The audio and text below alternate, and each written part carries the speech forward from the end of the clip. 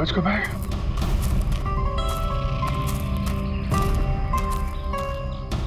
पंकज,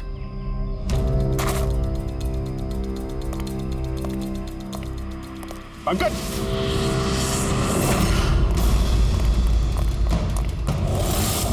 पंकज, पंकज, पंकज, कैसे हो? उठो, उठो, सर, उठो। क्या हुआ? हाँ? सर वहाँ पे वो घर में गए थे सर, वहाँ पे एक लड़की थी सर। हाँ सर बात ही कर रहे थे सर, पता नहीं एकदम से इतनी रोशनी आई सर कि कुछ दिखने नहीं, कुछ समझ में नहीं आ रहा था। वो घर से जैसे जैसे मैं निकला बाहर, शायद यहाँ गिर गया सर, पता नहीं, कुछ समझ में नहीं आ रहा सर, एकदम चक्कर आ रहा है। और पूर्वी, विनोद, वो कहाँ है? सर वो लोग पता नहीं सर, अंदर थे, बाहर निकले पता नहीं सर। ओह नो, क्या हुआ क्या तुम्हें? ये ठीक है। पूर्वी और विनोद मिले? नहीं, उस घर के अंदर तो कोई भी नहीं। ओह गॉड, उन्हें कहीं कुछ हो ना गया हो।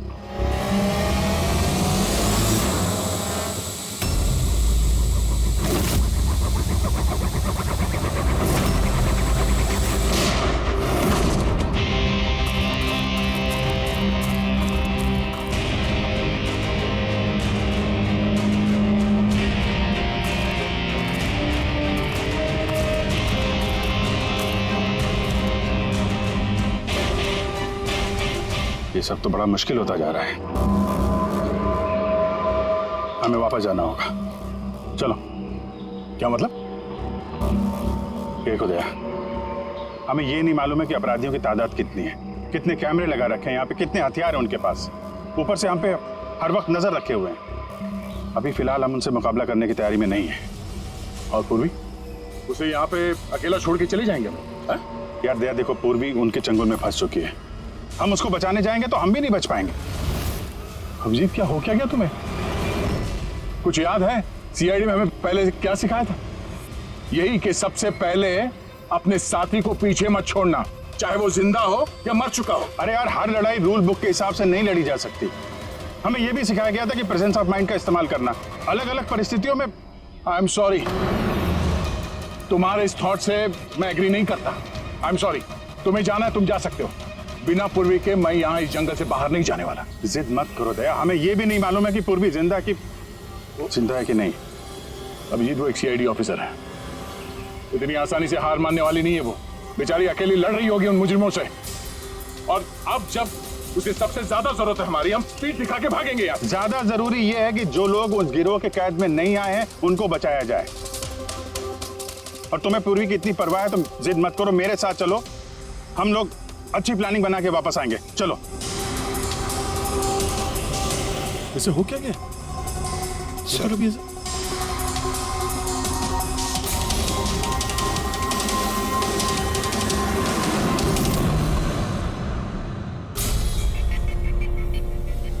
सीआईडी के इतिहास में ऐसा पहली बार हुआ होगा कि सीआईडी किसी से डरकर दम दबाकर भाग गई। हाँ सर, पहुंच गए आप? हाँ, बस उसी जंक्शन पे रहिए, हम लोग आते हैं वहां पे। अरे सालुके सर, आप यहाँ? मैं यहाँ। अरे अरे तुम्हें क्या लगा हम लोग पूर्वी को ऐसे ही छोड़ देंगे जंगल में मरने के लिए? हैं? तो आपका और दया सर का झगड़ा झूठा था। जब अभिजीत ने वहां पे कैमरा देखा तो उसने मुझे इशारा किया। पता नहीं और कितने ड्रोन लगा रखे होंगे हम पे नजर रखने के लिए।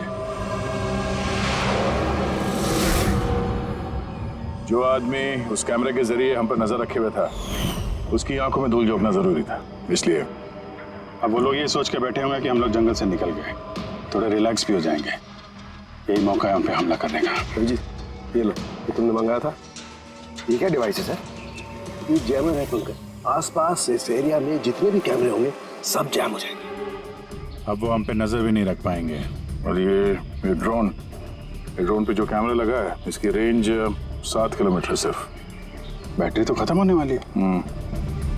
इसका मतलब अगर हम इसे नहीं पकड़ते तो ये वापस उनके अड्डे पे जाता बैटरी बदलने के लिए।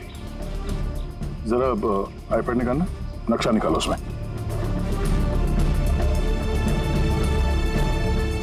ये वो जगह है जहाँ पे हमें ये टोल मिला था। और इसके पास ही वो बंगलो है, लगता है यही होगा मुजरिम का ठिकाना। तो चलते हैं, चल के आज़ाद कराते हैं पूर्वी और बाकी जो जिंदा बचे हुए लोग हैं उनको। चलो। नहीं सर, आप मेघना और मोहित आप लोग यहीं पे रुकिए, हम लोग देखते हैं।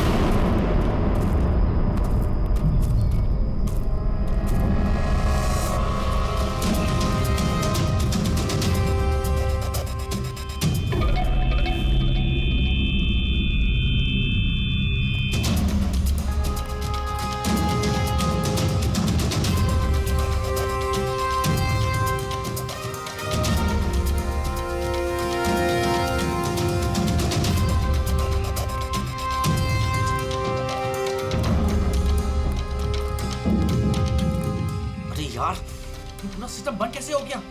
देख ना कुछ। जैसे आवाजें आ रही हैं। बंद कैसे हो सकता है पूरा सिस्टम?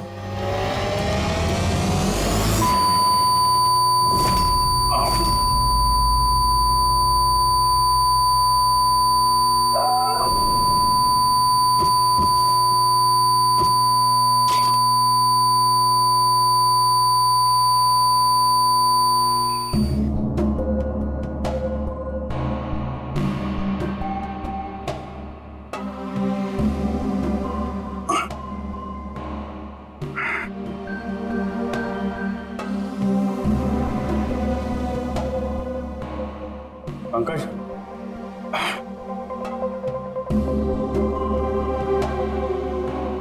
पंकज, हमारे स्वागत की पूरी तैयारी कर रखी थी इन लोगों ने। सर ये लोग अगर हमें मारना चाहते तो पहले ही मार देते। हमें हमें मारते हुए क्या ये फिल्म बनाना चाहते हैं?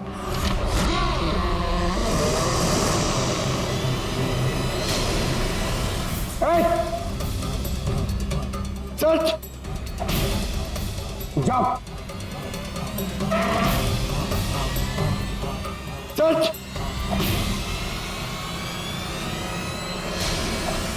मैं हूं पंकज। पूर्वी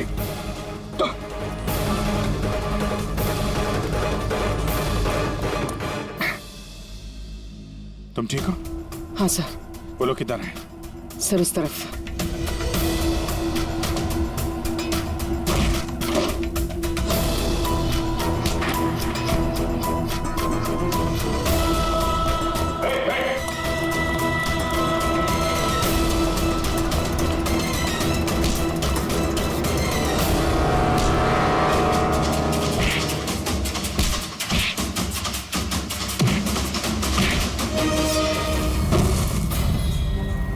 सर चल चल।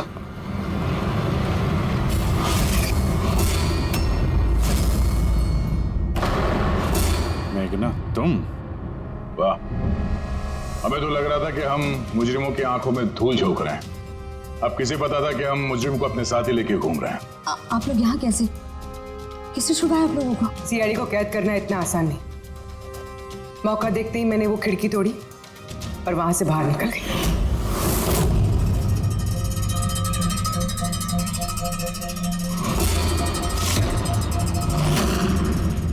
और उसके बाद मैंने उन्हीं लोगों का पीछा किया जिन लोगों को तुमने भेजा था मुझे ढूंढने के लिए।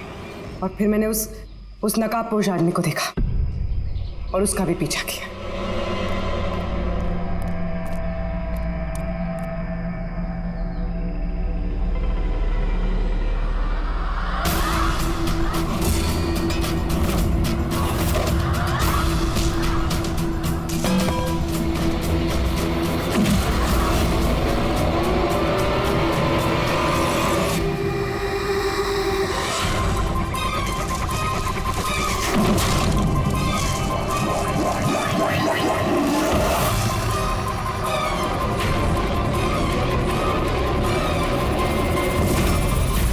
कुछ देर बाद जब मुझे होश आया तो मैंने देखा कि मगर इससे पहले कि मैं बाकी ऑफिसर्स तक पहुंच पाती, तुम्हारी उस सोनिक बूम वाली आवाज ने इन्हें बेहोश कर दिया था। वो तो मेरी किस्मत अच्छी थी कि मैं दूर थी और उस आवाज का मुझ पर कोई असर नहीं हुआ। और फिर मैंने सोचा कि क्यों ना उस नकाब को ही मैं अपना हथियार बना लूं। जिस बेरहमी से तुमने लोगों की जान ली है, तुम तो औरत कहलाने के लायक भी नहीं हो। अब ये बताओ तुमने ये सब किस लिए किया? ये सब मैंने पैसों के लिए किया है सर। जितने पैसे मुझे इस काम के लिए मिल रहे थे ना, उतना तो मुझे अपनी जॉब में 5 साल में भी नहीं मिलता। और वैसे भी क्या फर्क पड़ता है, रोज इतने लोग मरते हैं, अगर 2-4 और मर गए तो क्या हुआ? तुम्हें शायद मालूम नहीं है कि तुम कितनी बीमार हो। बाकी लोग कहाँ हैं जो तुम्हारे साथ में थे? मैंने किसी को कोई नुकसान नहीं पहुंचाया सर, इतनी भी बुरी नहीं हूं मैं। और वैसे भी मैंने कोई भी खून अपने हाथों से नहीं करा है। मुझे तो एक औरत ने करोड़पति बनने का ऑफर दिया था, जो मैंने एक्सेप्ट कर लिया। कौन औरत? बहुत बहुत अजीब सा नाम था उसका।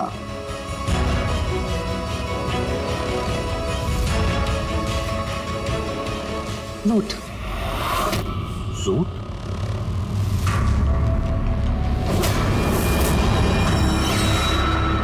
तो रूट है इस सब के पीछे मास्टरमाइंड। अब उसने ऐसा क्यों किया उसका जवाब तो अब वही देगी। तो जहां तक तुम्हारा सवाल है, कानून तुम्हें कड़ी से कड़ी सजा देगा।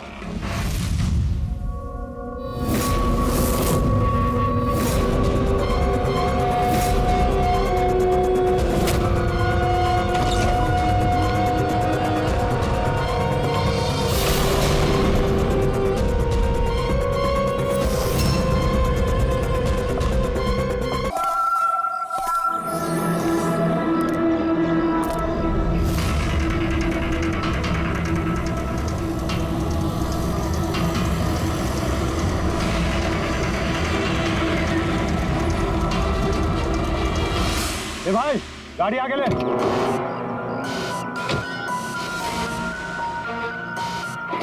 बोला ना तुझसे, गाड़ी आगे ले तो आगे ले। अरे भाई कैसे आगे लूं, गाड़ी खराब हो गई है ना। प्रॉब्लम बाद में देखना, धक्के मार के आगे लो पहले।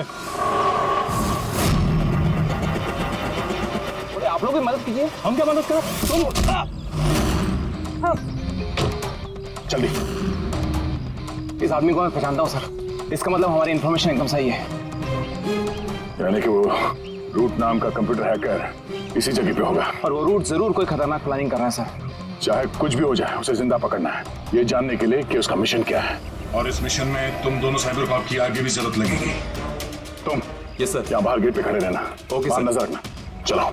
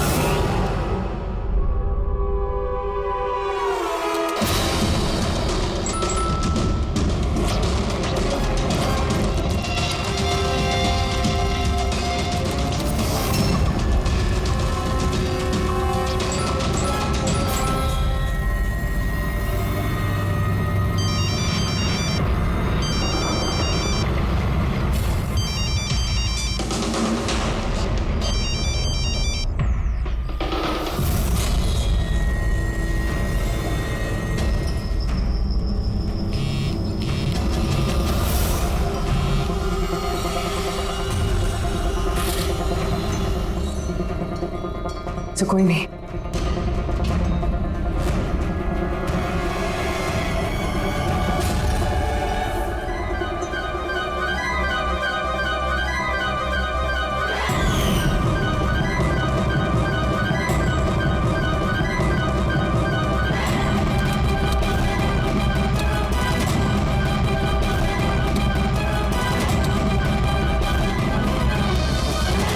आप रेडी? सर सब जगह देख लिया, यहाँ पे कोई नहीं है। खबर तो गलत नहीं हो सकती, यहीं कहीं होना चाहिए। चलो देखते हैं।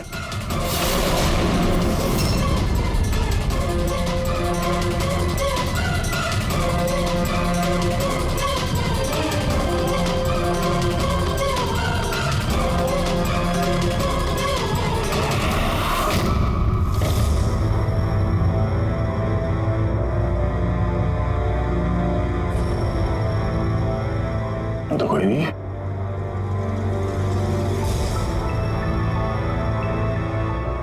शहर अभी भी गर्म है, लगता है यहाँ पे कोई था अभी।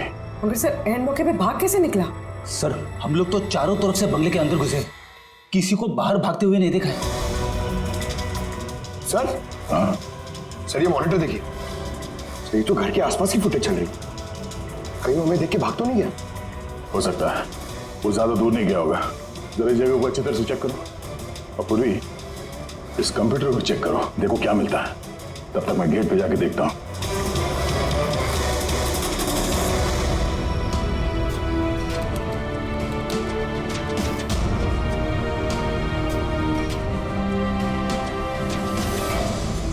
Mahesh, Mahesh, yes sir. ये रूट अंदर नहीं है, लगता भाग गया। तुम यहीं पे खड़े थे? सर मैं यहीं पे खड़ा था, मैंने किसी को नहीं भागते हुए देखा। यहाँ से कोई नहीं गया बाहर? नहीं सर।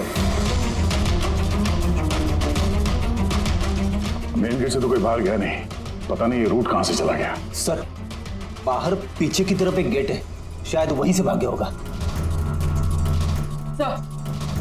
सर वो कंप्यूटर पासवर्ड प्रोटेक्टेड है, ब्यूरो ले जाना पड़ेगा।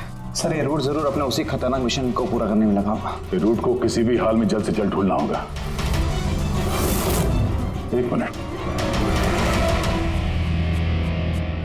पूरे घर में कहीं भी ये कारपेट नहीं है, और यहाँ पे कारपेट रखा हुआ है, उसके ऊपर ये स्टूल। जरा हटाओ इसे। सर यहाँ पे खुफिया दरवाजा। बड़ी, तुम यही रहो इनके साथ, हम लोग अंदर देखते हैं।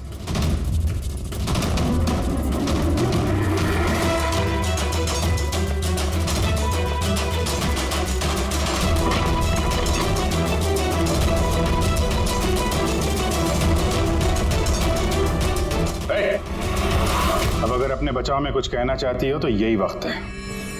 मुझे कुछ नहीं कहना, जो भी कहना मेरा वकील कहेगा। सर हमने इस रूट का कंप्यूटर सिस्टम एक्सेस कर लिया है और इंक्रिप्शन में भी सफल हुए हैं। कुछ पता चला? हाँ सर इसने पिछले कुछ दिनों में इंटरनेट पे भयानक वीडियोस पोस्ट किए। डार्क वेब पर sir. Actually dark web internet की एक ऐसी काली जगह होती है सर, जहाँ पर हर मुजरिम अपने गैरकानूनी कामों को एक टेक्नोलॉजी की मदद से अंजाम देता है, जैसे हथियारों की तस्करी हो, किडनी की चोरी, या फिर किसी को मारने की सुपारी। सर ऐसा कोई भी काम नहीं है जो इस साइट पर नहीं होता है। समझ में ये बात नहीं आती, जब सब कुछ इतने खुले में होता है, सबको पता है, तो इसे रोकने के लिए हम कुछ करते क्यों नहीं? सर ये इतना आसान नहीं है। एक्चुअली इस साइट पर जाने के लिए आपको एक कंप्यूटर सॉफ्टवेयर की जरूरत होती है, जो चुनिंदा हाई प्रोफाइल मुजरिमों के पास ही होता है। जैसे कि ये रूट। Yes sir. और सर जैसे कि हमें पता है कि इस डार्क वेब पे IP एड्रेस और यूजर ID ये दोनों गुप्त रहते हैं। जरा दिखा, कौन सा वीडियो डाले हैं इस रूट ने?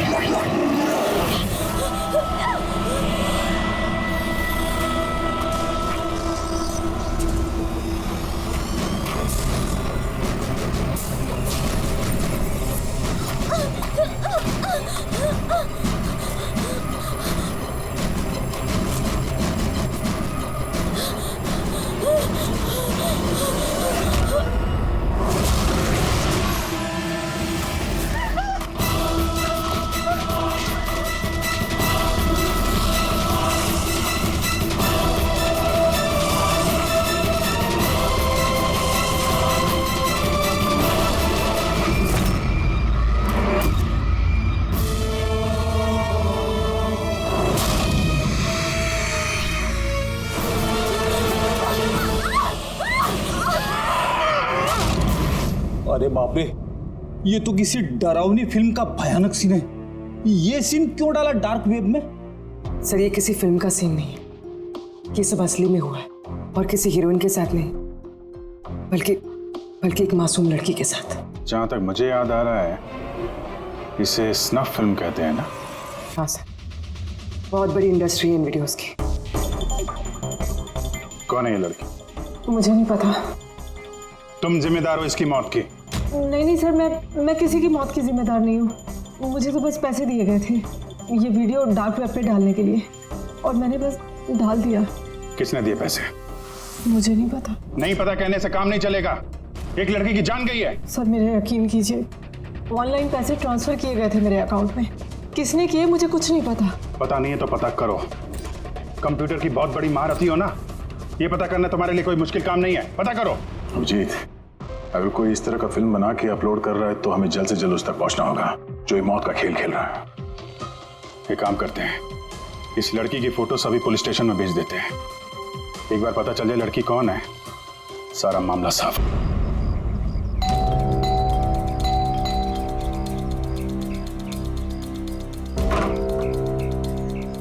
जी कहिए, किससे मिलना है? ये रिया का घर है ना? हाँ, मैं उसका पापा। आइए। वो हम लोग सीआईडी से हैं। आपके लिए एक बुरी खबर है। आपकी बेटी रिया अब इस दुनिया में नहीं रही। पता है, मगर आप उसके मौत के 10 दिन बाद क्यों आए हैं ये सब बताने? आपको पता है कि आपकी बेटी रिया की मौत हो गई है?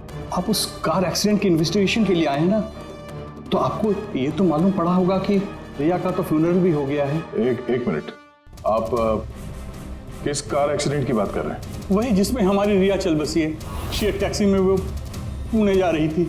नहीं, रिया की मौत कार एक्सीडेंट में नहीं हुआ है। ये क्या कह रहे हैं आप? एक मिनट, ये रिया है। हाँ, ये रिया ही है। एक्सीडेंट वाले दिन उसने यही कपड़े पहने थे। एक मिनट, सॉरी बाबू, लगता है कुछ कंफ्यूजन है।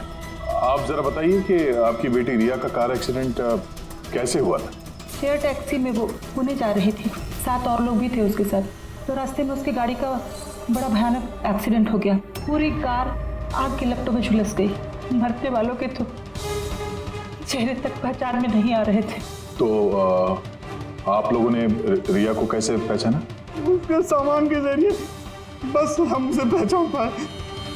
आपने ये नहीं बताया कि ये फोटो कब की है? वैसे हम लोगों को भी पता नहीं कि ये फोटो कब की है, पर पता चलते ही हम आप लोगों को बता देंगे। लगता है रिया का ये एक्सीडेंट सिर्फ एक दिखावा था, उसकी मौत की असली वजह को छुपाने के लिए।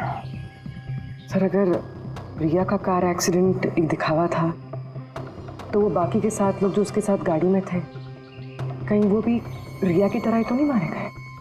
हो सकता है। सबके परिवार वालों से मिलना पड़ेगा। किस्मत अच्छी थी हमारी कि जो 7 लोग एक्सीडेंट में मारे गए थे उनमें से एक का अंतिम संस्कार नहीं हुआ था। देखते हैं डॉक्टर सालुंके इस लाश से क्या सुराग निकाल पाते हैं। वैसे भी लाशें इतनी बुरी तरह से जल गई हैं कि चेहरा पहचान पाना मुश्किल है। तुम लोगों का शक एकदम सही था। ये लाश टोनी की नहीं। लग ही रहा था सर हमें, लेकिन ये कौन है कुछ पता चला? यार ये तो पता नहीं लगा है कि ये लाश है किसकी, लेकिन ये पता चला है कि इस आदमी को कैसे मारा गया। मैंने इसके बॉडी का स्कैन किया तो पता लगा कि इसके पेट में चाकू का बहुत गहरा घाव है। चाकू से? हाँ, चाकू का। और मुझे लगता है उस चाकू के वार की वजह से ही इसकी मौत हुई। मतलब चाकू से मारा किसी और को और उसे टोनी बता के एक्सीडेंट का हिस्सा बना दिया। ये गैंग आखिर करना क्या चाहता है? और इस आदमी की मौत 3 हफ्ते पहले ही हुई है। ये कार एक्सीडेंट हुआ 10 दिन पहले। वही तो, मतलब कार जब एक्सप्लोजन में जलाई गई उससे कहीं पहले इस आदमी की मौत हो चुकी। 3 हफ्ते से इसकी लाश संभाल के रखी थी ताकि इस भयानक खेल को अंजाम दिया जा सके। यार एक काम करते हैं, जहाँ पे एक्सीडेंट हुआ था वहीं पे चलते हैं, पता करते हैं एग्जैक्टली उस दिन हुआ क्या था। मैं तो मजे से कार चला रहा था सर, और रेडियो पे गाने सुन रहा था। तभी अचानक से मैं जोर का धमाका सुना मैं तुरंत अपने कार से निकला और मैंने देखा कि मेरी सामने एक कार आग की लपटों में जल रही थी। मुझे समझ में नहीं आ रहा था कि मैं क्या करूं। तो ये कितने बजे की बात है? सर मुझे लगता है कुछ शाम के 5 बजे होंगे। है? ये कैसे हो सकता है? सर एक सेकेंड सर, ये टोल नाके की फुटेज देखिए सर। यहाँ पे तो गाड़ी 3:30 बजे क्रॉस हुई थी, फिर ये जगह वहां से 20 किलोमीटर दूर ही है सर।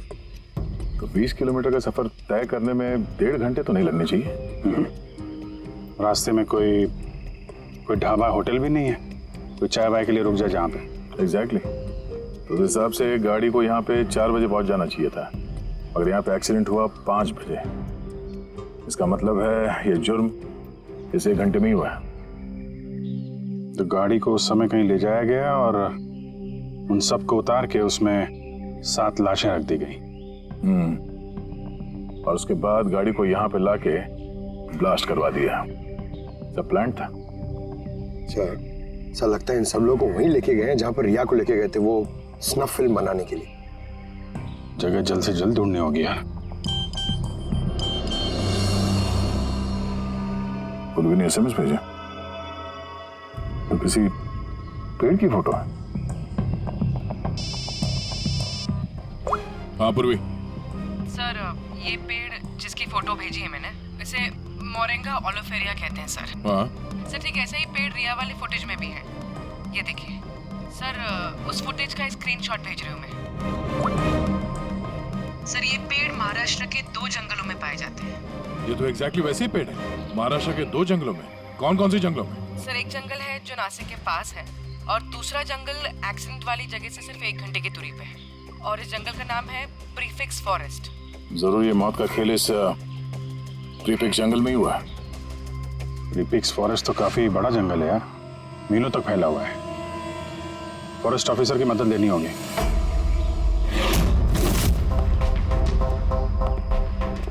इस जंगल में ये सब हो रहा है, यकीन नहीं होता। क्या आपकी इंफॉर्मेशन पक्की है ऑफिसर? पक्की नहीं होती तो यहाँ तक आते नहीं हम लोग। आप बताइए कुछ हाल फिलहाल में ऐसी कोई घटना आप लोगों ने कुछ सुनी हो, कुछ देखी हो, जंगल के अंदर कुछ हुआ हो? बिल्कुल नहीं, और अगर ऐसा कुछ होता तो हम जरूर उस पर ध्यान देते। चलो कोई नहीं, फिर भी अपनी तसल्ली के लिए एक बार हम जंगल देखना चाहेंगे। श्योर। वैसे सर आप लोग पूरा जंगल देखना चाहेंगे? क्योंकि मीलों तक फैला हुआ है ये, इसमें काफी वक्त लग सकता है। नहीं, हम पूरा जंगल नहीं देखेंगे। हमें जंगल का वो हिस्सा दिखाइए जहाँ पे कोई आता जाता नहीं है, क्योंकि अक्सर सुनसान इलाकों में ही जुर्म पनपता है। Okay officers. विनोद, मेघना, इन्हें जंगल के उन इलाकों की दिखाने की जिम्मेदारी आपकी है। ओके? जी सर। Yes sir. सर एक सेकेंड। सर ये देखिए, सर ये जंगल का सबसे घना और सुनसान इलाका है। मेरी समझ से हमें यहीं से शुरू करना चाहिए। ठीक है, देखते हैं।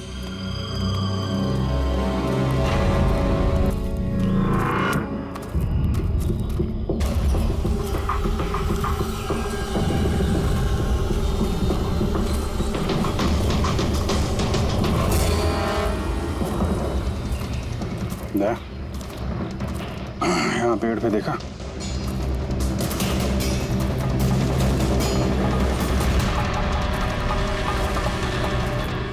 छोटा सा कैमरा।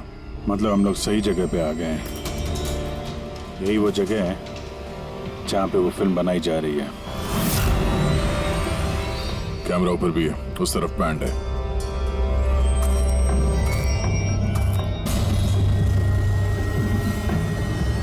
शायद इस कैमरे से कुछ पता चले उनके अड्डे के बारे में। नहीं अभिजीत, ये तो हाई एंड वायरलेस कैमरा है। इसके जरिए पता लगाना मुश्किल है कि इसमें जो स्टोर्ड फुटेज है वो कहाँ से ब्रॉडकास्ट हो रहा होगा, और इस जंगल में पता नहीं और कितने कैमरास हैं। देखते हैं, आगे शायद कोई कैमरा मिल जाए जिससे कुछ पता चले।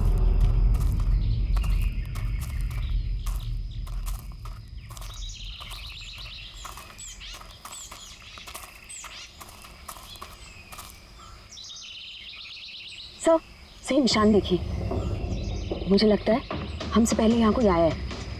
हम लोग सही डायरेक्शन में जा रहे हैं।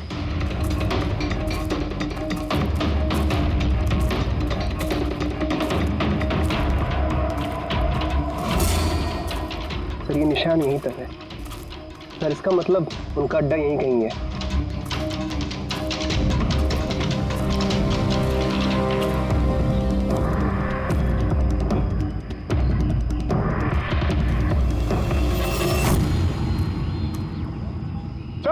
चल जल्दी आइए।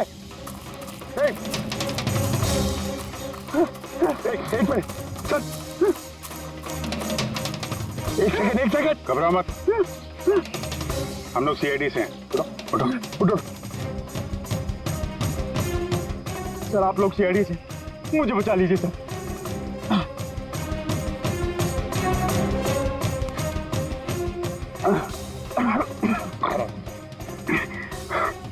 यहाँ फंस कैसे गए तुम?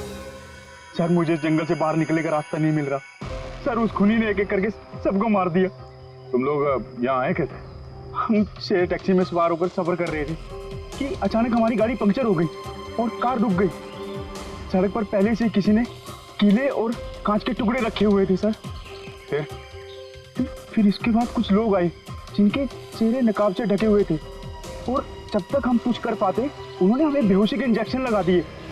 और जब मुझे होश आया तो मैं इस घने जंगल में था सर मैं ही जानता हूँ कि इस जंगल में मैं भूख प्यास से कैसे रहा हूँ। कभी लकड़ी खाई तो कभी पेड़ के पत्ते, और जब भी किसी के चिल्लाने की आवाज़ आती तो समझ जाता किसी की जान चली गई।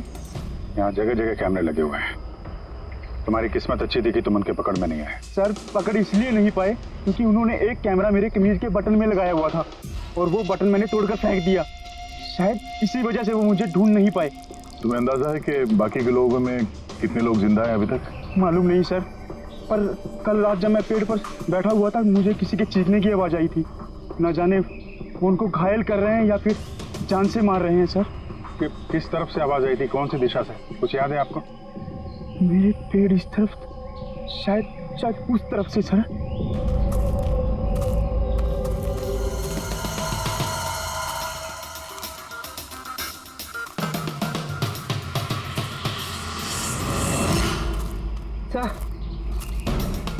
खून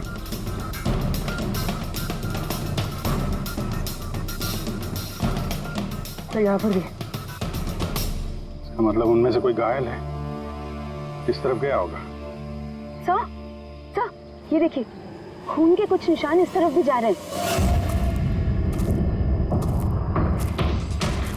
इस तरफ भी खून का निशान है और इस तरफ भी है, दोनों तरफ है। दोनों तरफ देखना पड़ेगा। पंकज, पूर्वी, तुम लोग इधर देख लो, हम लोग इधर देख लेते हैं। विनोद, तुम इनके साथ जाओ और हाँ, हर आधे घंटे में अपडेट देते रहना, ठीक है? आप आइए।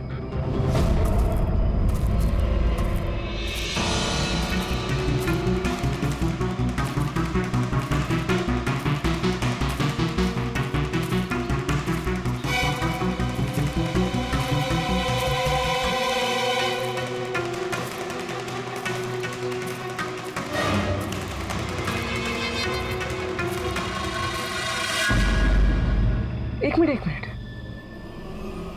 वो क्या है?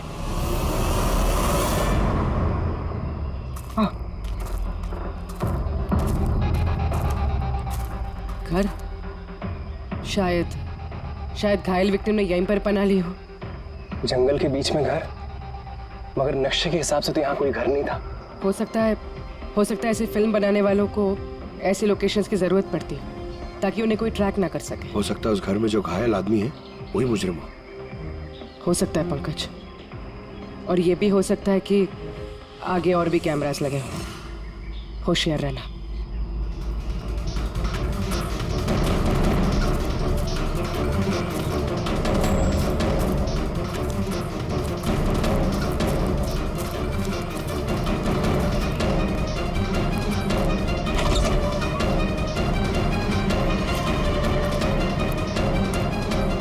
पंकज, टॉर्च।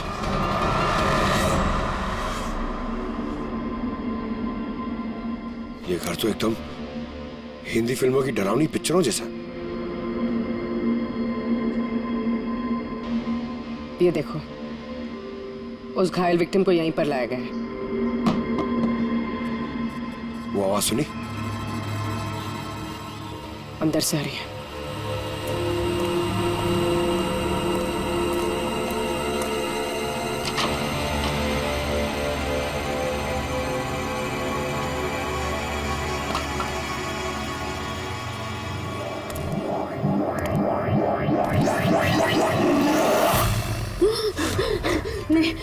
छोड़ दो मुझे जाने दो।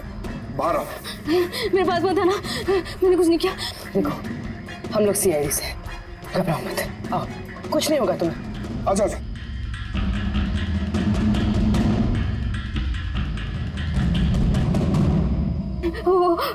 वो यहीं पे, वो यहीं पे। अरे पूर्वी, ये लाइट कहाँ से आ रही है? पंकज, पंकज, मुझे कुछ दिखाई नहीं दे रहा। अरे पंकज सर, पूर्वी मैम, पंकज सर।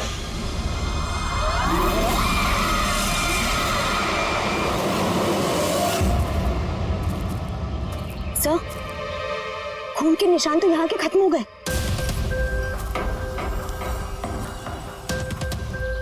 ऐसे कैसे हो सकता है? घायल आदमी अगर यहाँ पर आएगा तो यहाँ से अचानक कैसे गायब हो जाएगा? शायद वो मुजरिमों के हाथ लग गया यहाँ इस पॉइंट पे पहुंचने के बाद। हो सकता है। पता नहीं मोहित के अलावा और कोई है जिंदा कि नहीं। 1 घंटा हो गया, तो पूर्वी और पंकज का कोई फोन कॉल नहीं है।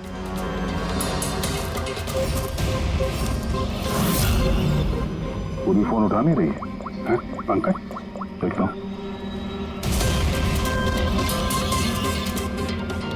पंकज भी फोन नहीं उठा रहा है। अरे यार, किसी मुसीबत में नहीं है दोनों? चलो चल के देखते हैं, चलो। यहाँ पे खून इस तरफ गए थे।